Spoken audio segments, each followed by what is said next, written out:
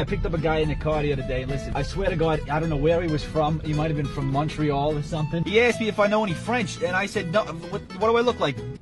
God? I don't know French. Does God know French? Probably knows French. What do you think? I know all the languages? You think I know French? No, I know New York. I'm from New York. I gotta tell you something about the French number system. How they count to 100. It's absolutely bonkers, man. You're not gonna believe it. Everything from 1 to 16 is fine. They got their own names for it. It's like un, dux, Trois, cat, I don't know what it is, but it's something. They got the same numbers for it. When you get to 16, for some reason, some arbitrary number like 16, they say, hey, the rest of it, we're gonna do some random now. So instead of 17, what you'd expect, they go 10-7, then they go 10-8, and then they go 10-9, and then they go to 20. So that's fine. They have 20.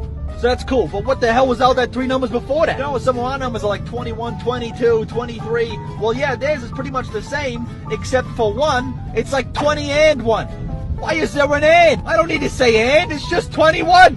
And then they said, hey, you know what? We're going to be normal for the next 49 numbers up until 69, which first of all is hilarious because that's a sex thing. What comes next after 69? And I said, of course, it's going to be 70. You got some sort of stupid French word for 70, don't you? And he said, no. He said, instead of 70, then we got a 60, which is soixante or something, and you just add a 10 to it. So I said, what, you doing math now in the middle of your numbers? How the hell how do you keep track of it? So instead of 70, it's 60-10. He gets to 60-17 or what should be, and I forget that it's 60-10-7. Now we got 3 numbers back to back, and then he says, listen, he says, get this. He says, we're gonna go to 80. I said, great, it's 80, right? And he said, no. So I said, what is it, 60-20? And he was like, no, something worse. I said, what?